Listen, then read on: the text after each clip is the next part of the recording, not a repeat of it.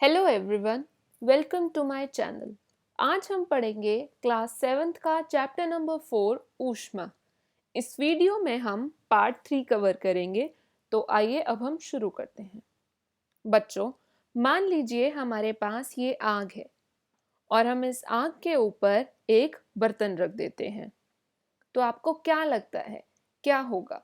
क्या ये बर्तन गर्म होगा या ठंडा ही रहेगा? अब आप सब बच्चे कहेंगे कि मैम ये बर्तन गर्म हो जाएगा। तो पहली चीज जो हमने सीखी वो है कि जब हम किसी बर्तन को आग पर रखते हैं तो वो गर्म हो जाता है। क्या हो जाता है? गर्म हो जाता है। अब हम जानते हैं कि ये गर्म हुआ क्यों है, किस कारण हुआ है। बच्चों, जो ऊष्मा इस ज्वाला के अंदर है वो बर्तन की ओर चली जाती है। कहाँ जाती है? बर्तन की ओर। तो हमने क्या देखा कि ऊष्मा आग से कहाँ गई? बर्तन की तरफ गई, और इसीलिए जो बर्तन है वो गर्म हो गया है। लेकिन अगर मान लो कि मैं इस आग को हटा लूं, अब हम एक काम करते हैं, इस बर्तन को इस आग पे से हटा लेते हैं। तो अब आपको क्या लगता है क्या होगा? हम देखेंगे बच्चों कि ये जो बर्तन है वो धीरे धीरे ठंडा हो जाएगा। जैसे ही हम इस बर्तन को ज्वाला के ऊपर से हटा लेते हैं तो बर्तन धीरे धीरे ठंडा हो जाता है। ऐसा क्यों हुआ बच्चों? क्या आपने कभी सोचा है? ऐसा इसलिए हुआ, जो ऊष्मा बर्तन के अंदर थी वो अब कहाँ चली गई? आसपास के परिवेश में।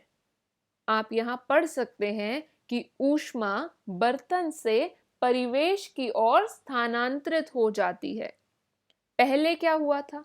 जो ऊष्मा अग्नि में थी वो कहाँ चली गई? बर्तन में चली गई, जिसके कारण बर्तन गर्म हो गया।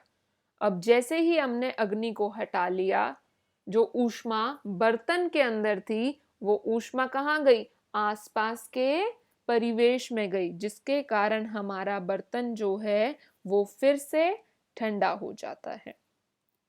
तो हमने आज क्या सीखा बेटा?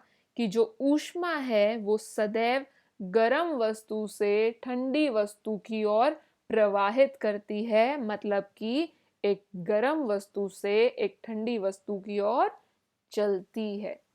जब आप घर पे चाय बनाते हैं तो क्या होता है?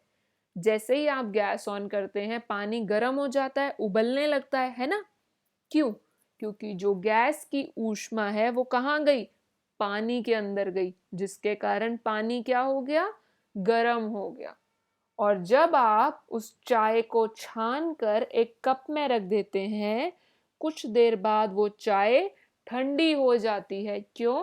क्योंकि उस चाय के कप की ऊष्मा उसके आसपास के परिवेश में उड़ जाती है। कैसे? भाप बन के। ठीक है, तो अब हम बढ़ते हैं बच्चों हमारे आज के इम्पोर्टेंट टॉपिक पे, जो कि है ऊष्मा का स्थानांतरण। अब हम जानते हैं कि ऊष्मा का स्थानांतरण क्या होता है। जब ऊष्मा एक स्थान से दूसरे स्थान जाती है तो हम उसे ऊष्मा का स्थानांतरण कहते हैं। ऊष्मा के स्थानांतरण की 3 विधियां हैं। कितनी विधियां हैं बेटा? 3 विधियां हैं। पहली है चालन, दूसरी है संवहन, और तीसरी है विकिरण।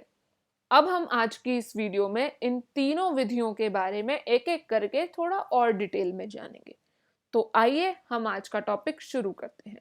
सबसे पहले हम जानेंगे बेटा चालन के बारे में। मान लीजिए हमारे पास ये आग है और इस आग के अंदर हमने एक लोहे का डंडा लिया। आप देख सकते हैं एक सिरा हमने हाथ से पकड़ रखा है और दूसरा सिरा कहाँ है? आग के अंदर है। तो क्या होगा? धीरे धीरे जो ऊष्मा है बेटा वो आग से कहाँ चली जाएगी? लोहे पे चली जाएगी। कहाँ जाएगी?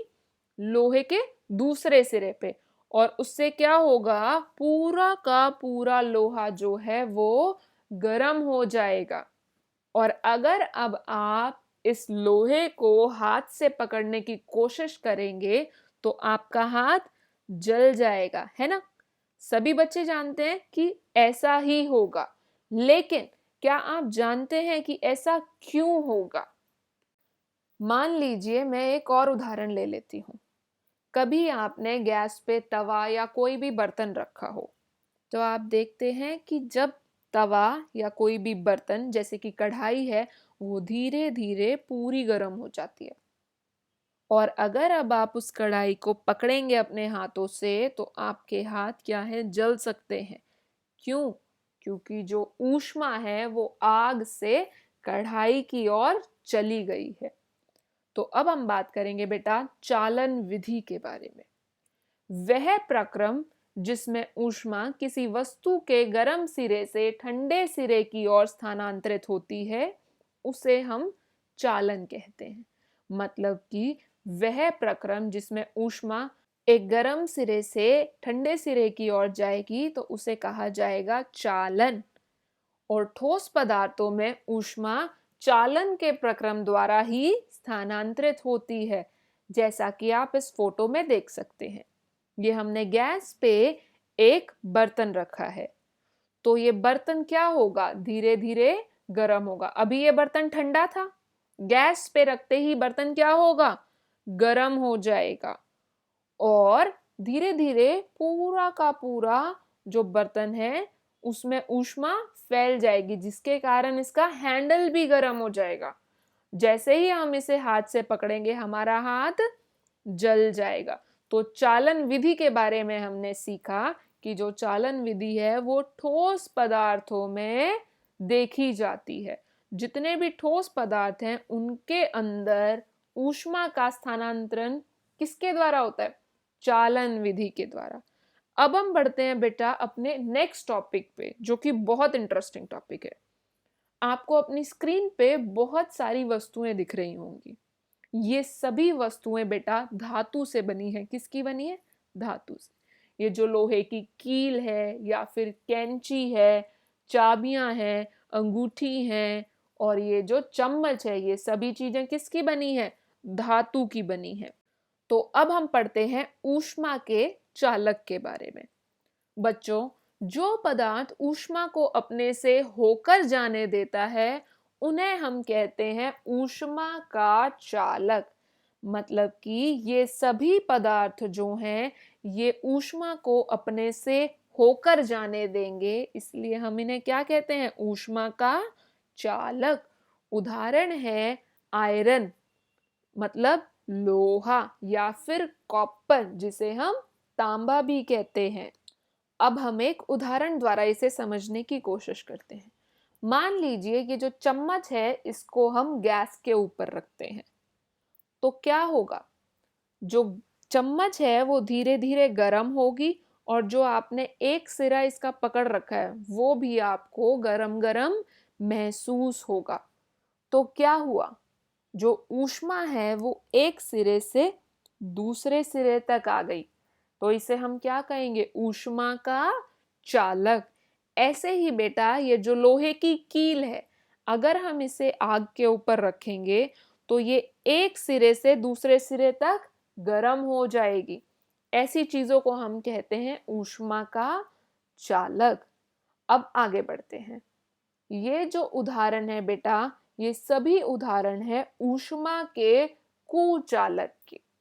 जो पदार्थ ऊष्मा को अपने से होकर नहीं जाने देते उन्हें हम कहते हैं ऊष्मा का कुचालक। आइए अब हम इनके बारे में जानते हैं। मान लीजिए बेटा जैसे ये लकड़ी है, अगर मैं लकड़ी को एक सिरे से जलाऊंगी और दूसरे सिरे से मैं इस लकड़ी को पकड़ लेती हूँ, तो क्या मुझे गरम गरम लगेगा? नहीं। क्यों? क्योंकि जो लकड़ी है वो ऊष्मा को अपने से होकर नहीं जाने दे रही है। लकड़ी का एक सिरा जलता रहेगा और दूसरे सिरे तक हमें कोई गरम गरम महसूस नहीं होगा। ऐसे ही बेटा ये जो बुक है किसकी बनी है, किताब जो होती है वो पेजों से बनी है, पेपर से बनी है ना। तो जो पेपर है अगर हम उसे जलाएंगे तो पेपर का एक सिरा जलता रहेगा, लेकिन हमें दूसरे सिरे पर ऊष्मा महसूस नहीं होगी। तो जो प्लास्टिक है, लकड़ी है, ऊन है या जो पेपर है, ये सब क्या है, ऊष्मा रोधी हैं, ऊष्मा के कुचालक हैं। तो कुचालकों को हम ऊष्मारोधी भी कहते हैं। इनका उदाहरण है जल, वायु, प्लास्टिक और लकड़ी। आपने देखा होगा कि जल जो है अपने से ऊष्मा को नहीं आने जाने देता है, तो उसको हम कहते हैं ऊष्मा का कुचालक। ऐसे ही हवा क्या है? ऊष्मा का कुचालक है। मान लीजिए मेरे पास एक प्लास्टिक का बहुत बड़ा पाइप है। अब मैं उस पाइप को अगर गर्म करती हूँ तो आप देखेंगे उसका एक सिरा तो पिघलता रहेगा और जो दूसरा सिरा है वो मुझे गर्म नहीं लगेगा। क्यों? क्योंकि प्लास्टिक जो है वो ऊष्मा का कुचालक होता है। आई होप आप सभी बच्चों को अच्छे से समझ आ गया होगा कि कौन सी वस्तुएं ऊष्मा का कुचालक होती हैं और कौन सी वस्तुएं ऊष्मा का चालक होती हैं। अब हम बेटा एक एक्टिविटी कर लेते हैं यहाँ पे। क्या आप बच्चे मुझे बता सकते हैं इनमें से कौन सी वस्तुएं ऊष्मा का चालक हैं और कौन सी कुचालक हैं? तो सबसे पहले हम बात करते हैं इस बॉल की। ये बॉल किसकी बनी है? प्लास्टिक की बनी है। तो ये क्या है? ऊष्मा का कुचालक है। जितने भी कुचालक हैं उनको हम क्रॉस से दिखाएंगे और जो सुचालक हैं या फिर जो चालक हैं उनको हम टिक से दिखाएंगे। ये जो टी शर्ट है बेटा ये कपड़े से बनी है। किससे बनी है? कपड़े से। तो ये क्या होगा? ऊष्मा का कुचालक। अब ये जो लोहे की कढ़ाई है इसको आप अग्नि पे अगर रखोगे तो क्या ये कढ़ाई गर्म होगी पूरी? हाँ, बिल्कुल गर्म होगी। और जो इसके हैंडल हैं ये भी गर्म होंगे। हाँ, ये भी जरूर गर्म होंगे। तो ये क्या हुआ? ऊष्मा का चालक हुआ। Very good. तो अब हम और एग्जाम्पल करते हैं। ये जो प्लास्टिक की चप्पलें हैं बेटा ये क्या है? कुचालक है। और ये जो प्लास्टिक का पाइप है ये भी कुचालक है। अब हम बात करते हैं सोने और चांदी की। जो सोना और चांदी है ये क्या है? धातु है। अगर हम इसको गर्म करेंगे तो इसका दूसरा सिरा भी गर्म हो जाएगा। तो इसलिए क्या है? ये ऊष्मा का चालक है। ऐसे ही ये लोहे की जो कैन है ये भी क्या है? ऊष्मा का चालक। अब क्या हम बता सकते हैं ये जो रबर के गुब्बारे हैं ये क्या है? तो बेटा ये ऊष्मा के कुचालक हैं। आई होप सभी बच्चे ने ये अच्छे से किया होगा और अब आपको और अच्छे से समझ आ गया होगा कि चालक और कुचालक होते क्या हैं। अगला टॉपिक है हमारा बेटा संवहन। तो आइए अब हम जानते हैं कि संवहन क्या होता है। बच्चों, जब जल को गर्म करते हैं तो ज्वाला के आसपास का जल गर्म हो जाता है। इस बर्तन में आप देख सकते हैं पानी है और हम पानी को क्या कर रहे हैं? गर्म कर रहे हैं। तो क्या होगा? जो इस आग के पास जो पानी है वो पहले गर्म होगा, है ना? और जो गर्म जल है वो ऊपर की ओर उठ जाएगा। क्या होगा? ऊपर की ओर आ जाएगा। इससे क्या होगा? गर्म जल के आसपास जो ठंडा जल था, ठंडा जल नीचे आ जाएगा और गर्म जल ऊपर चला जाएगा। फिर जो ठंडा जल है वो भी गर्म हो जाएगा और यह प्रक्रिया तब तक चलती रहेगी जब तक कि सारा का सारा पानी गर्म ना हो जाए। यही प्रक्रिया है बेटा संवहन। जो तरल पदार्थ हैं उनमें ऊष्मा का स्थानांतरण संवहन विधि द्वारा होता है। कैसे? मैं फिर से एक बार आपको एक्सप्लेन कर देती हूँ। मान लीजिए हमने एक पतीले में पानी लिया, तो जो पानी सबसे नीचे है वो पहले गर्म होगा और गर्म होकर ऊपर उठ जाएगा और जो ऊपर पानी था वो नीचे की ओर चला जाएगा। अब जो पानी नीचे गया हमारा ठंडा वो भी तो गर्म होगा और वो गर्म पानी फिर से ऊपर आ जाएगा। यह प्रक्रिया बार बार चलती रहेगी जब तक पूरा का पूरा पानी अच्छे से गर्म नहीं हो जाता। तो बच्चों, जितने भी तरल पदार्थ हैं उनमें ऊष्मा का स्थानांतरण जो है वो संवहन विधि द्वारा होता है। अब हम चलते हैं अपने नेक्स्ट टॉपिक पे जो बहुत ही इंटरेस्टिंग टॉपिक है। सभी बच्चों को बहुत मजा आएगा। बच्चों, आप इस पिक्चर में देख सकते हैं हमने एक तरफ तो समुद्र दिखा रखा है और दूसरी तरफ क्या है? धरती है। ठीक है। दिन के टाइम क्या होता है बेटा, धूप होती है बहुत सारी, है ना, तो जो जमीन है वो गर्म होगी और जो पानी है समुद्र का वो ठंडा होता है। तो जो जमीन की गर्म हवा है, जो कि आप देख सकते हैं हमने लाल रंग की एरो से दिखा रखी है, और जो ठंडी हवा है हमने नीले रंग की एरो से दिखा रखी है। बच्चों, जो गर्म हवा होती है वो हल्की होती है। क्या होती है? हल्की। इसलिए वो ऊपर की ओर उठती है। ठीक है, ये बात आप सभी बच्चे याद रखेंगे कि गर्म हवा हल्की होती है, इसलिए वो ऊपर की ओर उठती है। अब हम क्या देखते हैं कि जो जमीन है वो गर्म है, तो गर्म हवा कहाँ जाएगी? ऊपर की ओर, और ऊपर उठकर वो समुद्र की तरफ चली जाएगी, और जो समुद्र है वहां से ठंडी ठंडी हवा जमीन की ओर जाएगी। तो बेटा, जो समुद्र की ओर से वायु आती है उसे हम कहते हैं समुद्र समीर। अब हम जानते हैं थल समीर के बारे में। बच्चों, जब रात का टाइम होता है तो जो धरती है वो ठंडी होती है, और जो समुद्र का पानी है वो गर्म हो जाता है। क्यों गर्म हो जाता है? क्योंकि पूरा दिन धूप में वो जो पानी है वो गर्म हो गया। तो जो समुद्र का गर्म पानी है उसकी गरम गरम हवा ऊपर उठ के कहाँ जाएगी? जमीन की तरफ। और जो ठंडी ठंडी हवा है वो समुद्र की तरफ जाएगी। इसे हम कहते हैं थल समीर। समुद्र का जल स्थल की अपेक्षा धीमी गति से ठंडा होता है, इसलिए स्थल के ओर से ठंडी वायु समुद्र की ओर बहती है। इसे हम थल समीर कहते हैं। मैं आप सभी बच्चों को एक बार फिर से एक्सप्लेन कर देती हूँ। बेटा, जब सुबह का टाइम होता है तो जो जमीन है वो ज्यादा गर्म होती है, तो जो गर्म हवा है वो समुद्र की तरफ जाएगी, और समुद्र से हमें ठंडी ठंडी हवा आएगी। कब? सुबह के टाइम में, दिन के टाइम में। तो मान लीजिए अगर हम समुद्र के किनारे पर खड़े हैं तो हमें समुद्र से कैसी हवा आएगी? ठंडी ठंडी हवा आएगी। लेकिन रात के टाइम उल्टा होता है। रात के टाइम क्या होगा? समुद्र से गरम गरम हवा आएगी, और जमीन से समुद्र की तरफ कैसी हवा जाएगी? ठंडी ठंडी। तो अगर हम समुद्र के किनारे रात को खड़े होएंगे तो हमें गरम गरम हवा लगती। कैसी लगती है? गरम गरम। ये इंपॉर्टेंट टॉपिक है बेटा, एग्जाम में बहुत बार पूछा जाता है कि समुद्र समीर और थल समीर क्या है।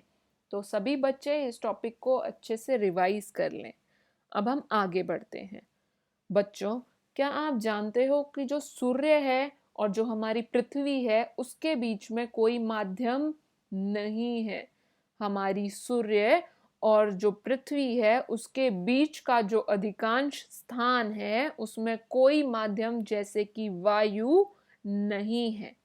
कोई वायु नहीं पाई जाती पृथ्वी के बाहर। ठीक है, तो अब हम बात करेंगे कि पृथ्वी तक आग या ऊष्मा कैसे पहुंच पा रही है।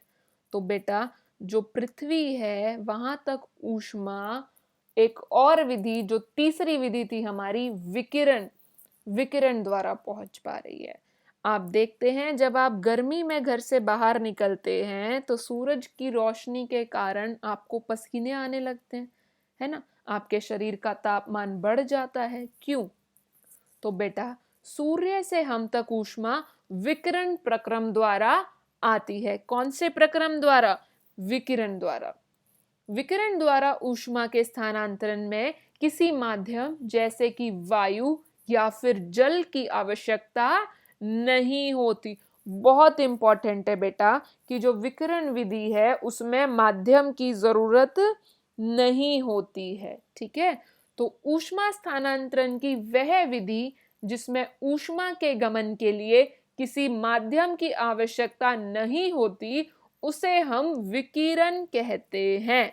क्या कहते हैं? विकिरण। अब हम एक और उदाहरण ले लेते हैं। बेटा, ज्वाला से हटाकर रखा गर्म बर्तन कुछ समय बाद ठंडा हो जाता है। क्यों? क्योंकि वह अपनी कुछ ऊष्मा विकिरण द्वारा परिवेश को स्थानांतरित कर देता है। ठीक है, अब आगे बढ़ते हैं गहरे या हल्के रंग के कपड़े। बच्चों, आपने सुना होगा कि सर्दियों में हम गहरे रंग के कपड़े पहनते हैं, जैसे कि काला या फिर नीला, लेकिन गर्मियों में हम सफेद रंग के या हल्के रंग के कपड़े पहनते हैं। ऐसा क्यों होता है? क्या आपने कभी सोचा है? आपकी मम्मी ने भी कहा होगा कि गर्मी में काले कपड़े नहीं पहनने चाहिए। क्यों? क्योंकि गर्मी ज्यादा लगती है काला रंग पहनने से। तो आइए अब हम जानते हैं। बच्चों, गहरे रंग के कपड़े अधिक ऊष्मा अवशोषित करते हैं।